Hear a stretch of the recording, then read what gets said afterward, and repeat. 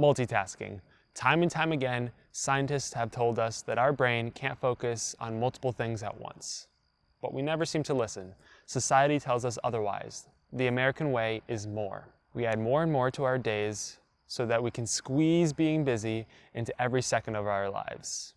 On our morning commute, we'll listen to an audiobook, put in a few orders for a stock trade, and maybe fire off a few texts. Before you've even made it to the doors at work, your morning has been busy. And this quest to stay busy doesn't end between 9 and 5.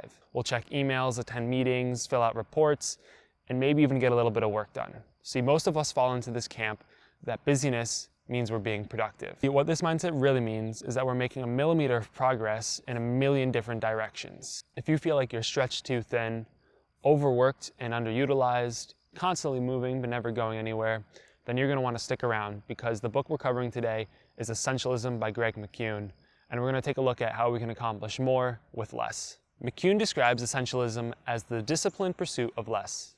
The entire book can be summarized in 3 words: less but better. Most of us focus on more. The essentialist focuses on less. Instead of trying to add more, the essentialist asks, am I focusing on the right things? This idea of less but better was actually made popular by Toyota in the 1930s in their manufacturing process.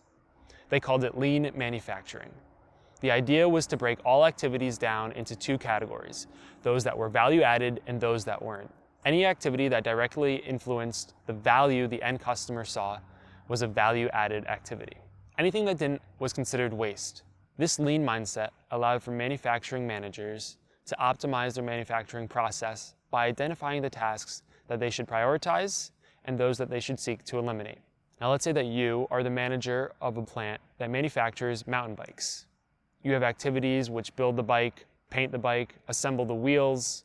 Those are all value-added activities that the customer is willing to pay for. But let's say that your plant is located in Indonesia. You have customers in America, England, and Austria. You have to get your bikes across the world. That transportation is a non-value added activity and is considered waste. Since you're following a lean mindset, you would seek to eliminate that transportation time and maximize the time you spend with those value-added activities. While essentialism is popular in manufacturing, it doesn't seem to be too popular in our own lives. Just like in manufacturing, in our personal lives, there are activities which are value-added and activities which waste our time. In any job or goal that we are working towards, there are tasks that will move us closer to that end goal. There are also activities that will consume our time and distract us. Our attention span is limited, and if we focus on those activities that don't move us towards our goal, then we will end up making a millimeter of progress in a million different directions. Instead, if we focus on the few tasks that do matter, we can make considerable progress. In theory, this essentialist mindset sounds great, but how can we start applying it to our lives? It all starts with changing our default response to no. For most of us, our default response is yes. We've all had it where we bump into that one person we kind of know and they say something along the lines of, oh, hey, Clayton, you should come to this thing next Tuesday. And you're thinking to yourself, man, that sounds terrible. I really don't want to go. But what do you end up saying? Yes. Or you'll be working on a Friday and your boss will come in and say, hey Clayton, I really need you to work on this other project. And you're already working on 5 projects. And if you work on this other project, you're gonna have less time to work on the other projects and everything's gonna suffer. But instead of saying that, you say, yes, I can handle it. Or someone from your high school reaches out to you and presents you with a business opportunity. And you're no sucker, you're not gonna pass up on a once in a lifetime opportunity to make millions. So you say yes. Now it's Tuesday and you hate yourself because you have a thing to go to that you don't want to and you can't back out because then you'd be flaky. Or it's time for the due date on your projects you've been working on. You haven't slept in weeks and your projects are trash because you can't focus on any single one of them. Or it turns out that that once in a lifetime opportunity to make millions is just a pyramid scheme. Most of us default to yes because we don't want to come off as rude, we don't want to come off as incapable, and we don't want to miss out on any opportunities. But by defaulting to yes, we waste our time and other people's time. The essentialist defaults to no because they understand that saying no eliminates those non-value added activities. Changing our default response to no is difficult. There are 2 mental hurdles we need to get over. The first is the fact that we always have the ability to choose. Other people can limit the number of options we have when we choose, but at the end of the day, it's us that have the power to make that final decision. One of the most powerful quotes from the book is, the moment you stop choosing for yourself, you give others the green light to start choosing for you. Remember that you always have the power to choose. Saying no takes courage. Whatever it is you decide to choose, make sure that it's you that are making the decision. Don't let others choose for you. The second mental hurdle is getting over the fact that we have a limited amount of time. We can't become experts on everything. We can't learn everything. We can't do everything. This was an especially difficult concept for me to wrap my head around because I love trying to learn everything. I love trying to get involved in everything. And accepting the fact that you can't do everything can be difficult. I mean, just these past couple days and weeks, I've been trying to convince myself that I should buy a broken down car and learn how to fix it up. And I barely know how to change a wheel on a tire. I don't even know how to change oil on a car.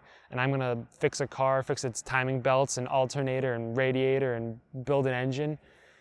Could I learn? Yes. Would I do a good job? Debatable. That's besides the point. The point is we have a limited amount of time and it's important that we focus our attention. Could I learn all that? Sure. But it would take away from the time I have to spend on other projects. It would take away from the time I have to work on these YouTube videos and other projects that are meaningful to me. It would add another to-do to my circle, and the amount of progress that I can make in all of those different to-dos would get smaller. Saying no is an important part of essentialism. But how do we know when it's time to say no and when it's time to say yes to a new opportunity? By thinking. When was the last time that you've spent more than 5 or 10 minutes just thinking about life? Thinking about the opportunities in your life, thinking about whether you are on the right path to achieve your goals.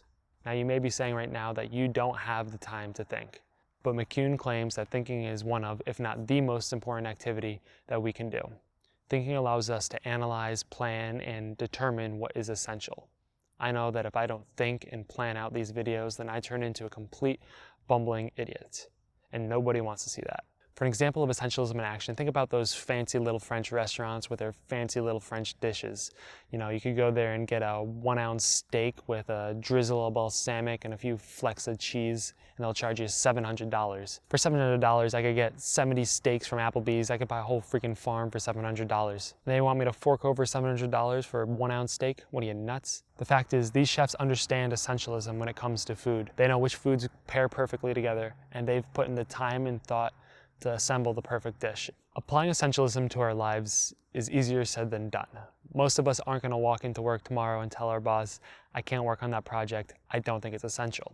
While I want these videos to be informative, that's only half of the equation. The other half is actually taking action. So I'm going to start adding challenges to the end of these videos, and these challenges will help you start taking action and applying the principles and what we talked about in the video to your life. This week's challenge has 2 parts. The first part is to start making 10 minutes a day to just stop, slow down, and think. It doesn't matter what you're thinking about, just the fact that you're taking the time to think. If you don't have 10 minutes, set your alarm clock 10 minutes earlier, wake up, and just start thinking. The second half of the challenge is to start getting into the habit of saying no. It doesn't matter how big, just get into the habit of saying no. If you do follow the challenge for the next week, I would love it if you come back and let me know your thoughts. Did you find it useful? Was it helpful? Or was it just a waste of time? I'd love to hear about what you think about essentialism, so make sure to leave a comment. Would I recommend this book? Yes, it's easy to read. There are plenty of real-world examples, and it will challenge how you think about how you spend your time. Now, if you do decide that you want to read the book, I have links in the description for where you can buy the book, and any purchase made through those links will help benefit the channel. Now, if you did find this video useful, consider subscribing and tuning in next week, where we are going to cover the book Rich Dad, Poor Dad and dive back into the world of personal finance. Thanks for learning with me today, and I'll see you next week.